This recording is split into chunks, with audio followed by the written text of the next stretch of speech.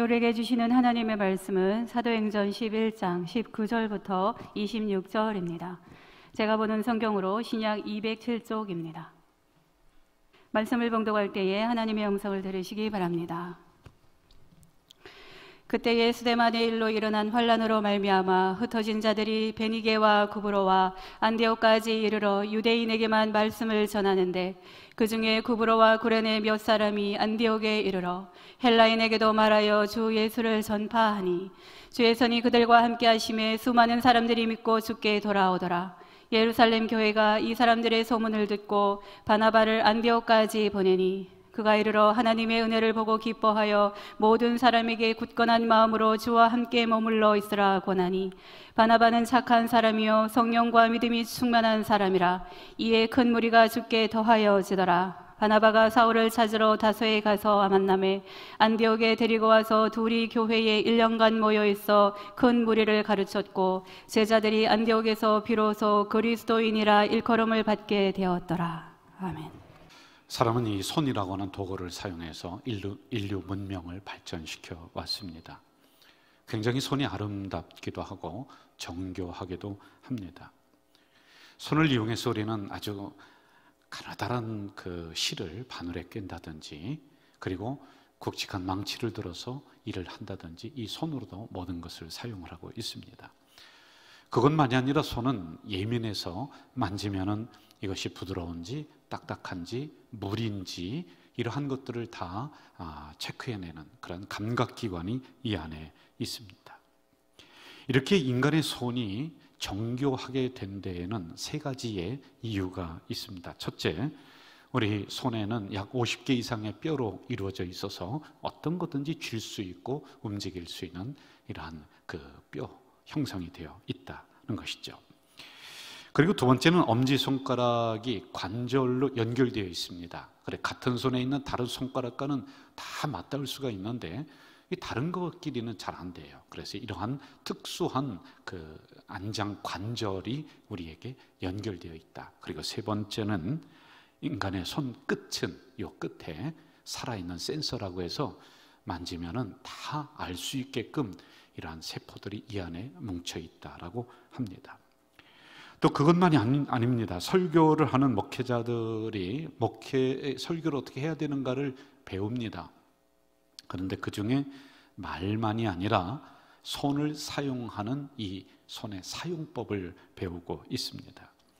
손을 어떻게 사용하느냐에 따라서 설교가 풍성해지기도 하고 그렇지 못한 경우가 있습니다. 예를 들어서 제가 여러분 믿습니까? 하면은 주먹을 쥐고 믿습니다. 뭐 이런 형태로다가 해서 제 2의 언어로 여러분에게 의사를 전달하는 이 도구가 됩니다. 여러분, 우리 그렇게 하면 안 됩니다. 그러면 제가 손을 펴고 이렇게 안 된다라는 제스처를 취하고요. 그리고 여러분, 우리 한번 같이 좀 해봅시다.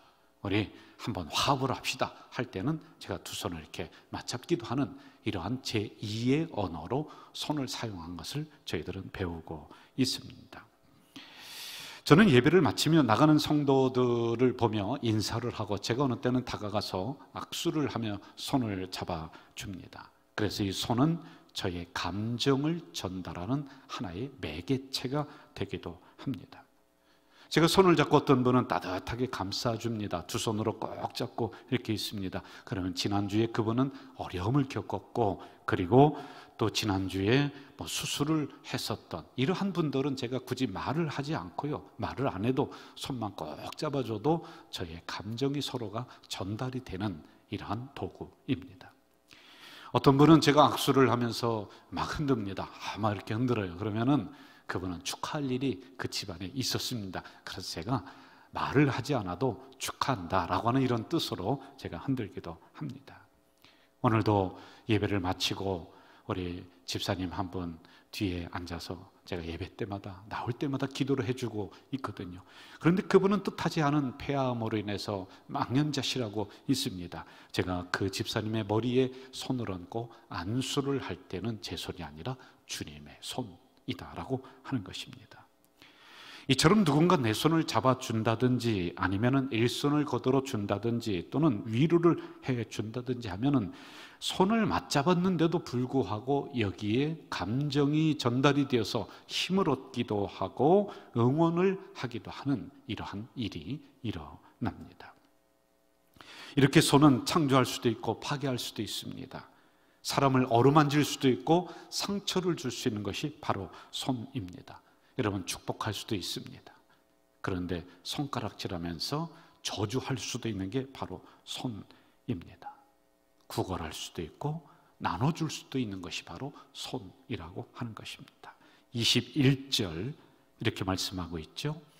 주의 손이 그들과 함께 했다. 이 말씀이 나온 배경을 우리는 항상 염두에 두고 알아야지만이 됩니다. 안디옥 교회의 일입니다. 이름이 기록되지 않았지만은 주님 손에 사로잡혀가는 몇몇 사람들이 그 안에 있었습니다. 그들이 주의 손이 함께 했다라고 하는 증거가 어떻게 일어나느냐? 이들을 통해서 수많은 사람들이 믿고 주께로 돌아왔다. 이렇게 성경은 기록을 하고 있습니다. 한번 깊이 연구를 해봤습니다. 그럼 주님의 손이 함께 했고 이것을 보면서 사람들이 많이 주님께로 돌아왔다, 교회로 많이 나왔다. 그러면 적어도 이들의 손에서 무슨 광채가 나든지 그냥 어루만지면 막 병이 났든지 무슨 역사가 일어난 것일까? 그런데 그건 아닌 것 같습니다.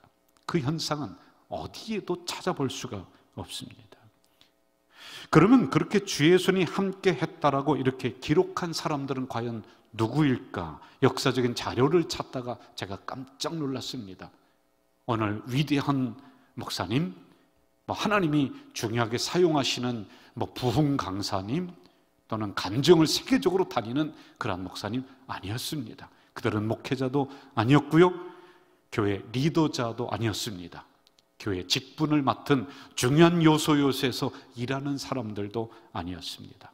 아주 평범한 보통 사람들을 향해서 주의 손이 함께 했다. 19절을 한번 좀 보겠습니다. 그때 스데반의 일로 일어난 환란으로 말미암아 흩어진 자들이 베니게와 구브로와 안디옥까지 이르러 유대인에게만 말씀을 전했다. 스데반의 일이라고 하는 것은 순교입니다. 이를 통해서 초대교회에 핍박이 돌아옵니다. 그러자 유대인들 중에 개종했어요. 예수를 믿었던 사람들이 그래도 우리는 예수님을 믿어야 된다. 그래서 그 지역을 벗어나서 피신을 하게 되는데 터키까지 수천 킬로가 되죠. 거기까지 이제 이들이 갑니다. 그런데 그들은 누구냐면 유대인들이었습니다. 예수를 믿었던 사람들이었습니다. 열정이 있었죠. 그들은요. 왜? 고향을 버리면서 그 먼 지역까지 가서 예수님을 믿었다. 이 정도면 그래도 괜찮은 사람들이었습니다. 그런데 19절 하반절을 보면은 유대인에게만 말씀을 전했다. 이게 사실 그들의 한계입니다. 예수를 믿긴 믿는데 저 이방 사람들, 저들은 구원받지 못한다라는 이런 사고가 그들 속에 흘러내려옵니다. 그런데 이러한 사람들에게 주의 손이 함께 했다라고 말하지 않습니다. 그렇게 기록되지 않습니다. 자, 20절로 가볼까요? 그 중에 구브로와 구레네 및 몇 사람이 안디옥에 이르렀다. 구브로, 지금의 사이프러스 섬입니다. 아주 작습니다. 인구도 몇몇 분이 안 됩니다. 볼품없는 섬입니다. 구레네, 지도에도 없습니다. 어디 갔나 찾을 길이 없습니다. 그런데 거기에서도 몇 사람, 그것도 이름이 기록되지 않은 그냥 단지 몇 사람이라고 기록을 하고 있습니다. 그들도 예수 믿기 위해서 안디옥까지 같이 따라왔습니다. 그런데 이들에게 주님의 손이 함께 했다는 겁니다. 이런 도시의 헬라인에게 이 사람들이 예수를 전파를 합니다. 예수 믿으세요, 예수 믿으세요. 그런데 여러분, 오늘로 말하면은 저 시골에 있는 농부가 와서 석박사들이 있는 곳에 가서 예수님은 이런 분입니다, 예수를 믿으셔야 됩니다, 이렇게 전도를 했다라고 하는 상황입니다. 놀라운 일이 일어납니다. 이것을 통해 안디옥 교회가 설립이 됩니다. 여러분, 여기로부터 전 세계적으로 복음이 뻗어나가는 전초기지가 안디옥 교회가 되었습니다. 여기로부터 요한계시록의 7교회가 나옵니다. 교회가 탄생이 되는 거예요. 이게 모교회, 어머니 교회가 됩니다. 나중에는 다른 예루살렘 교회를 돕는 재정적으로 풍부한 교회가 되었습니다. 안디옥 교회로부터 평신도 운동이 일어났습니다. 안디옥 교회로부터 구제 사역이 일어났습니다. 그리고 거기에서 순교자들이 수도 없이 나오는 이런 역사가 있었습니다. 주님의 손이 함께 하니까 그 시골 농부 같은 배운 것도 아는 것도 없는 그들로 인해서 이런 역사가 일어났다라고 하는 것입니다. 여러분, 오늘 주님의 손이 함께하는 사람이 과연 누구일까요? 목사님? 아닙니다. 오늘 본문에서 말씀해 주고 있는 것은 가장 평범한 그리스도인. 여러분, 사도행전 11장을 찾읍시다. 사도행전 11장이 어디에 있는지도 모릅니다. 찬송가 부르는데 찬송가가 어떻게 진행되는지도 모릅니다.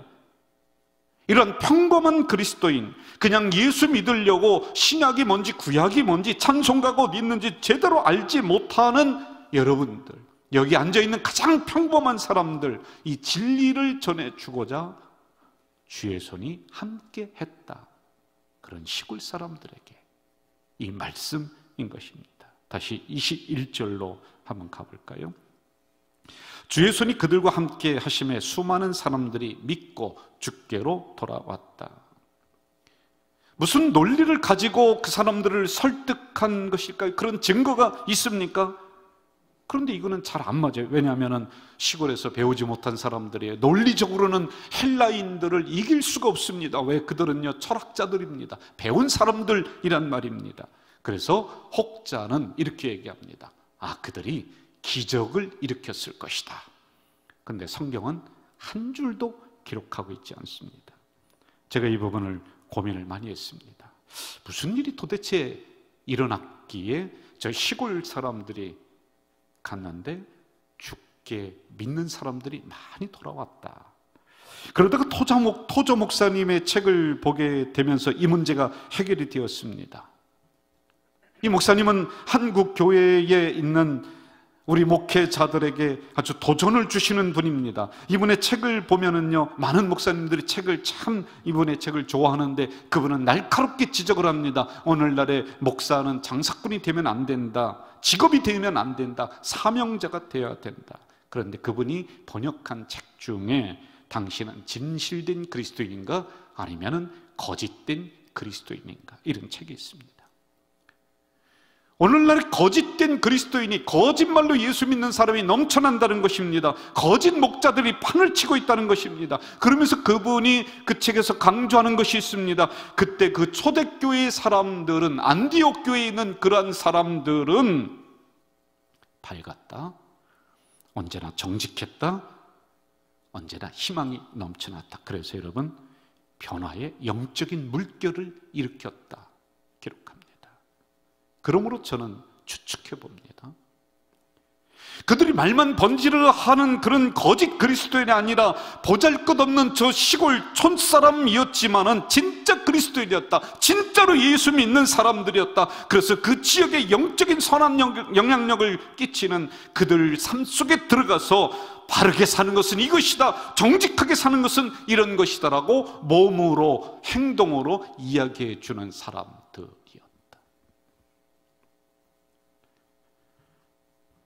우리 교회가 건강해진다. 여러분, 이게 무엇일까요? 성도들이 속한 그 삶의 현장 속에서 진짜 예수 믿는 사람이 되어야 됩니다. 속된 말로 여러분, 교회 다니는 것이 부끄럽고 창피한 것이 아니라 우리가 직장 속으로, 삶의 현장 속으로 들어가서 그 세상이 다 썩었다라고 이야기하지 말고 적어도 우리 하나만큼은, 나 하나만큼은 그 안에서 빛이 되고 소금이 되고 정직하게 살아가는 것. 맞습니다. 여러분, 주님의 손이 함께했다라고 기록한 그 몇몇 사람들 성실하게 살았습니다. 거짓말하지 않았습니다. 그들의 언행심사가 복음의 전도지가 되어서 주님 믿는 사람들이 많이 돌아왔다는 것입니다. 그래서 배웠다라고 하는 헬라인들 논리로 설득시키지 못했지만 그들의 삶으로 보여주었어요. 야, 예수 믿는 사람은 역시 다르구나. 그것을 보여줬을 것입니다. 또 그렇게 속이지 않고 살아갔습니다. 그것을 보면서 헬라인들, 이 철학자들이, 석박사들이 그렇구나, 주님 믿는 사람들은 이렇게 정직하구나, 이것을 보면서 그들도 예수를 믿었다라고 이렇게 해석이 가능합니다. 우리 교회가 영혼권에 초점을 맞추고 제가 한 달 이상 이 말씀 영혼권의 그 전도에 대한 설교를 계속 해오고 있습니다. 저는 영적인 흐름을 봐야 되지 않습니까? 이 코로나가 좀 마무리가 되면서 모든 성도들이, 그리고 모든 교회들이 다 그냥 다운이 되어버렸습니다. 그런데 다행히도 하나님은 우리 교회를 사랑하셔서 이 2년이라고 하는 기간 동안에 이 주변에 있는 상황을 변화시켜 주시는 거예요. 이걸 알고 우리는 기도로 다시 깨어나자, 다시 준비하자, 그러면서 여기까지 왔습니다. 여기서 1분 거리에 5,600세대가 입주를 하는데, 여러분, 그분들이 그냥 우리 교회로 올까요? 천만만만의 말씀입니다. 안 된다. 준비하자. 그래서 다시 수요 전도대, 토요 섬김 전도대 우리가 나갔습니다. 준비했고 기도했고, 그런데 주님의 손이 함께하는 영혼권의 현장들을 계속 우리가 보면서 지금 전진해 나가고 있습니다. 그런데 여러분, 수요 기도회, 저희 전도대, 토요일에 섬김 전도대 나오지 못하는 분들도 있습니다. 여러분, 정말 중요한 것이 여기 있습니다. 시간이 안 돼서 못 나옵니다. 전도를 어떻게 해야 되는지 모릅니다. 예수님 십자가를 설명해 줄 수가 없습니다. 우리 장로교의 교리가 뭔지도 잘 모릅니다. 그러나 여러분, 여기서 말씀하시는 것은 여러분이 주어진 삶의 현장에서 가슴속에 십자가 하나 간직하고, 나는 그리스도인이다, 나는 하나님의 백성이다, 나는 가져질 교회 교인이다 라고 생각으로 묵묵하게 살아가고 땀 흘리는 여러분들이 바로 주의 손이 함께하는 사람들인 줄로 믿습니다. 이겁니다. 이게 진짜 복음을 전하는 겁니다. 바로 그 모습을 보면서 수많은 사람들이, 그래, 오늘날에 예수 믿는다는 것은 저렇게 해야 돼 라고 감동이 된다는 겁니다. 지난 목요일, 어제 그저께죠, 충청노예라고 하는 곳에서 목사님들, 담임 목회하는 분들 30명이 우리 교회에 탐방을 왔어요. 선진교회를 탐방한다. 그러니까 요즘에 막 이런 어려운 시대에 그래도 교회가 활력이 있고 살아나가고, 이게 여러분, 우리가 우물 안에 개구리식으로 우리만 모르고 있지, 외부에서는 저쪽 그 중부권까지 소문이 나서 거기에서 우리 교회를 탐방을 해서 배우고 도전을 받고 싶다 해서 여기까지 왔습니다. 우리 장로님들 2분 나오시고, 그리고 우리가 준비를 잘했습니다.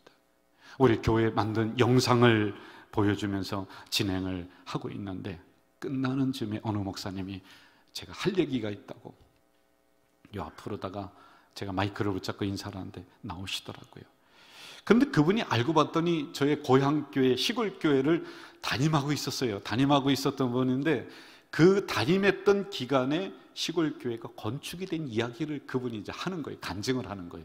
여기서 있는 김명서 저 담임 목사님은 누구냐면은, 내가 시골교회 담임 목사할 때 저희 아버님 함자를 이야기하면서 그분의 아들입니다.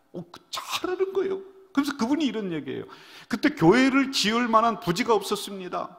그런데 가장 중요한 곳에 여기 있는 이분의 아버님이 그 문전옥답을 내어놓으셔서 이렇게 교회를 짓게 되었다. 그러면서 인사를 하는 거예요. 제가 다 마치고 교회 라운딩을 우리 장로님들이 다 소개를 하고 2층 카페에 가서 차를 마시고 있는데, 제가 그분에게 가서 인사를 했어요. 목사님, 그렇게 우리 시골 교회를 그렇게 담당을 하셨군요. 그러면서 몇 가지 대화를 하면서 여쭤보는 가운데 제가 알지 못했던 사실을 얘기하더라고요. 당시 건축비가 600만 원이었답니다. 600만 원. 이걸 3분이서 100만 원씩 내기로 했대요. 그래 100만 원씩 내고 그 나머지는 성도님들이 십시일반 이렇게 해서 건축을 하기로 했는데, 시골에 뭐 돈벌이가 뭐가 있어요. 그건 턱도 없이 부족하더랍니다. 그분이 하는 얘기예요. 그런데 그때 저희 아버지가 집에서 기르던 송아지 한 마리를 팔아서, 그때 송아지가 없어졌더라고요. 보니까. 그런데 그걸 팔아서 나머지 건축비를 이렇게 댔다. 저는 그것까지는 몰랐거든요. 어제입니다. 아버지하고 통화할 일이 있어서 형제들이 아버지를 뭐 식사 대접하고 카톡에 사진 올리고 또 전화를 연결해서 뭐 막 이렇게 하고 있는데, 제가 아버지한테 통화를 하면서 여쭤봤죠. 맞다는 겁니다. 93세가 되셨지만 그때의 기억이 아주 또렷하시더라고요. 그러시면서 구순이 넘는 노인분이 저에게 유언과도 같은 말씀을 해주셨습니다. 얘야, 성도들 잘 있지? 네, 아버지. 사람들 많이 나오지? 예, 아버지, 많이 회복되고 있어요. 절대로 헌금 강조하지 말고, 그분이 하신 얘기예요. 헌금 강조하지 말고 교회를 사랑스럽고 행복하게 만들면 성도들이 저절로 나와. 교회가 저절로 부으면 돼요. 여러분, 신학자 하나 할 소리를 시골 구순이 넘으신 그 촌양반이 이 소리 하시는 거예요. 코로나를 지나면서 어느 신학자는 다음과 같이 한국교회에게 쓴소리를 합니다. 그동안 한국교회를 망친 이유가 있었다는 거예요. 대립, 세습, 동성애, 지도자들의 돈 문제, 분쟁, 존경할 만한 목회자 상실, 사회 건강성을 제공해주는 교회가 없다. 다 맞습니다. 여러분, 맞습니다. 그런데 500년 전 칼빈이라고 하는 이 장로교 창시자는 목사를 망하게 하는 것은 야심이다. 맞는 것 같아요. 명예탐하고 자리다툼의 혈안이 되고 성도들의 아픔과 고난의 현장을 외면하고 자기들 안일에 빠진 이 교회 지도자들, 그래서 이 코로나 기간에 여러분, 제가 강력하게 정말 강대상에서 말씀드렸던 게 뭐냐면, 가장 먼저 빈성전에 우리 지도자들이, 목사들이 이 빈성전에 무릎 꿇고 와서 기도해야 된다, 회개해야 된다, 우리 가슴을 찢어야 된다라고. 여러분, 교회 나오지 못할 때 제가 정말 부르짖었어요. 나부터 이 빈성전에 무릎 꿇자. 그래서 여러분, 배우지 못하신 그분이지만, 얘야, 성도들 잘 있니? 교회 요즘 많이 나오지? 헌금 강조하지 말고 교회를 행복하고 사랑스럽게 만들면 돼. 이게 가슴에 절절히 와닿는 거예요, 여러분. 온 맥마너스라고 하는 사람이 놓칠 수 없는 하나님의 기회라고 하는 책에서 다음 같은 이야기를 써요. 일본 사무라이들이 칼싸움을 합니다. 이쪽 편 저쪽 편 있습니다. 그런데 칼을 겨누고 딱 있는데 움직이지 않는데요. 먼저 딱 움직이면은 그 사람은 죽는데요. 그런데 그 사람 죽음으로 이쪽 편에 있는 사람이 먼저 움직인 편이 전쟁을 이긴대. 그러니까 누군가 하나 먼저 움직이면 죽는데 그 편이 이긴다랍니다. 그러면서 다음과 같이 이야기를 합니다. 하나님 나라도 가장 먼저 한 사람이 순종하고 움직여야 된다. 그런데 그 사람은 죽는다는 거예요. 영광 못 받는다는 거예요. 비난받을 수 있다는 거예요. 그런데 그 한 사람이 움직여서 순종해서 죽는다면은 전쟁에서 이길 수 있다는 거예요. 이 이야기를 합니다. 제가 이번 연도에 받은 말씀이 있어요. 여기 걸어놨습니다. 이걸 올해도 내년에도 이 말씀을 좀 꾸준하게 끌고 가고 싶은데요. 그 산지도 내 것이 되리니 비록 살림이라도, 같이 읽어봅시다. 시작. 그 산지도 내 것이 되리니 비록 살림이라도 내가 개척하라. 그 끝까지 내 것이 되리라. 가나안 족속이 비록 철병거를 가졌고 강할지라도 내가 능히 그를 쫓아내리라 하였더라. 여러분, 제 마음속에 뭐가 있냐면은 다시 시작해야 된다, 다시 개척하는 마음으로 이 무너진 성도들의 신앙을 일으켜내야 된다. 우리 교회가 사성전 짓고 이렇게 넓은 자리 있으면 당연히 사람들이 오는 것이 아니라 처음에 밀가루 만족하며 그렇게 교회를 그거 먹으면서 교회를 섬겼던 그 정신으로 돌아가고 광야 정신으로 돌아가고, 그래서 우리가 살림이 있고 철병거가 있다 할지라도 뒤로 물러나지 않고 이걸 부수고 개척해내지 않으면 우리는 다 망한다. 나라도 망하고 가정도 망하고 교회도 망한다. 이게 다가오는 거예요, 여러분. 배우지 못한 이름 없는 몇몇 사람들이었습니다. 이름도 기록하지 않습니다. 그냥 몇몇 사람들. 그런데 이 사람들 주의 손이 함께 하니까 그 시대의 기준이 되었고, 이 사람들로 인해서 교회가 만들어졌고, 여기에서 수많은 인물들이 배출되는 놀라운 역사가 일어났습니다. 그 교회의 특징을 한 번 더 살펴볼까요? 11장 20절, 주 예수를 전파했다. 여러분, 복음을 증거한 것이 아니라 주 예수를 전파했다는 것은 이 원어적인 뜻을 가보고 상황을 파악해봤더니 강단에서 예수님을 선포했다는 거예요. 강단에서 올바른 말씀을 선포했다는 거예요. 오늘의 교회의 위기 가운데 가장 중요한 게 뭔지 아십니까? 강단에서 사람들 비유나 맞추고 여러분들 기분이나 맞추고 여러분들 말씀으로 여러분의 가슴을 쪼개내야 되고 우리의 심령을 찢어야 되는데 이거 했다가는 교회에 쫓겨나요. 그러니까 비유나 맞추고 하는 게 이게 문제야. 정장복 교수님은 우리 가르쳐 주신 설교학 교수님인데 강단에서 목사들이 예수를 전파하지 않는다, 복음을 말하지 않는다. 그러니 여러분, 이게 도대체 주 예수님이 함께 하겠습니까? 그런 교회예요. 저는 초대교회 정신으로 돌아가려고 몸부림칩니다. 그래서 목사는 말씀 연구하고 이 연구한 말씀을 우리 성도들에게 올바르게 전파하는 거예요. 여러분들 마음을 쪼개게 만들어야지만이 됩니다. 그러면은 주의 손이 함께하는 교회가 됩니다. 그러면 성도들이 삶의 현장에서 착한 행실로 성실한 행동으로 주변 사람들을 감동시켜 나가는 거예요. 그러면 교회는 주님을 믿으려고 하는 사람들이 구름대처럼 모이는 이 역사가 일어날 줄 믿습니다. 여러분에게도 안디옥 교회가 부탁을 하고 있습니다. 13장 2절, 주를 섬겼다. 여러분, 주님을 섬겼다는 것은 교회 봉사를 먼저 했다는 것이고 공동체를 섬기고 또 나아가서 지역을 섬기고 그리고 이웃에 있는 어려운 교회들을 돌봤다는 겁니다. 물질이 그 교회를 통해서 흐릅니다. 사람이 흐르게 만들어집니다. 저는 우리 가자제일교회 직분자들이, 항전직들이 우리가 먼저 교회를 무슨 극장 가는 식으로, 말씀을 무슨 재미난 식으로, 그런 식으로 듣지 않기를 주의 이름으로 부탁합니다.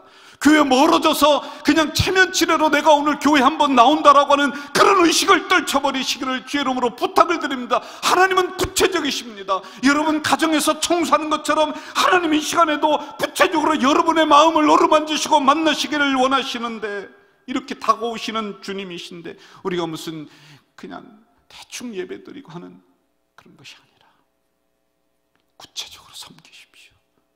예배가 가장 중요한 봉사, 예배를 서비스 봉사입니다. 다른 것 하기 전에 먼저 예배를 통해 하나님을 만나는 이런 역사가 있기를 주의 이름으로 축원합니다. 여러분, 호텔에 가서 집이 싫다고 2달, 3달 머물러 보세요. 며칠은 좋을 것 같습니다. 그런데 나중에 지나고 나면요, 초가상간도 내 집이 좋아요. 호텔에 가서 근사한 음식 삼시세끼 일주일만 먹어보세요. 집에서 김치 쪼가리 넣고 물 말아 먹는 게 그게 더 좋습니다. 교회는 마치 이런 곳입니다. 가정과 같은 곳입니다.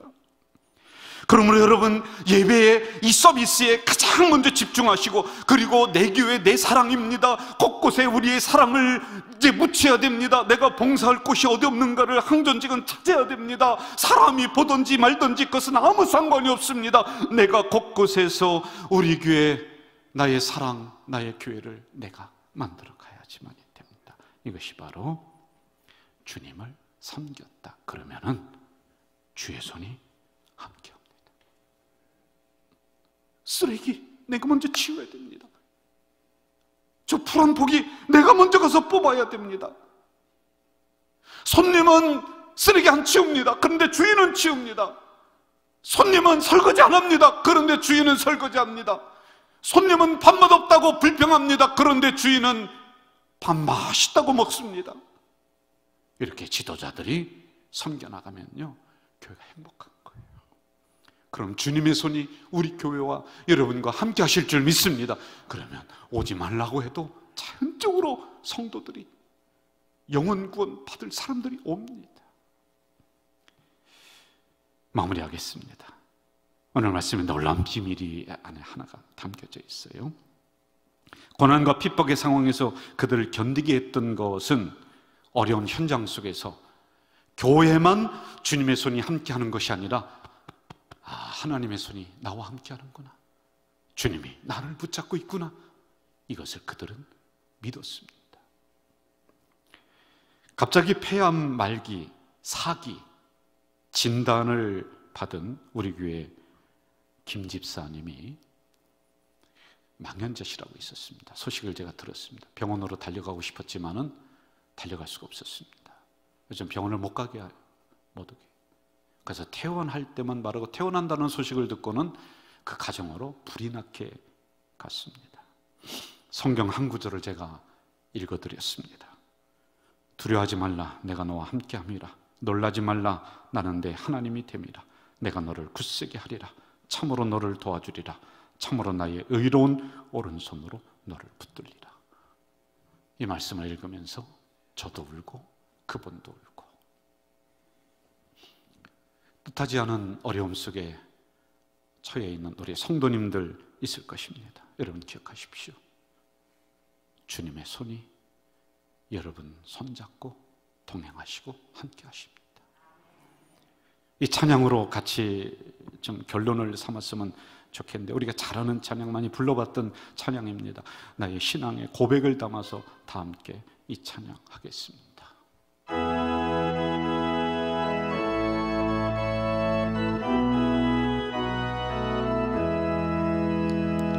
나의 등 뒤에서 나를 도우시는 주, 나의 인생 길에서 지치고 고나여 매일처럼 주저앉고 싶을 때 나를 밀어주시네. 일어나 걸으라, 내가 새 힘을 주리니. 일어나 너 걸어라, 내 너를 도우리. 나의 등 뒤에서 나를 도우시는 주, 평안히 길을 갈 때 보이지 않아도 지치고 고나여 넘어질 때면 다가와 손 내미시네. 일어나 걸으라, 내가 새 힘을 주리니. 일어나 너 걸어라, 내 너를 도우리. 여러분, 우리 두 손 들고 고백합시다. 나의 등 뒤에서 나를 도우시는 주, 때때로 뒤돌아보면 여전히 계신 주, 잔잔한 미소로 바라보시며 나를 재촉하시네. 아멘. 일어나 걸으라, 내가 새 힘을 주리니. 일어나 너 걸어라, 내 너를 도우리. 예수님이 누구신지, 부활 교리가 뭔지 설명할 수가 없습니다. 수요 전도대도 나올 수가 없고 토요 성김 전도도 나오지 못합니다. 그러나 삶의 현장에서 올바로 살아가는 그 성도들, 주의 손이 함께하는 줄 믿습니다. 그들을 통하여 수많은 심령들이 영혼 구원 받을 수 있도록 인도해 주시옵소서. 이 시간에 한없이 어려움 앞에서 울고 있는 주의 자녀들이 있습니다. 주의 손이 그들 손 붙잡은 줄 믿습니다. 함께 하시는 줄 믿습니다. 승리하며 나가는 놀라운 우리 가족 공동체 성도들이 되도록 역사해 주시옵소서. 예수님의 이름으로 기도하옵나이다. 아멘.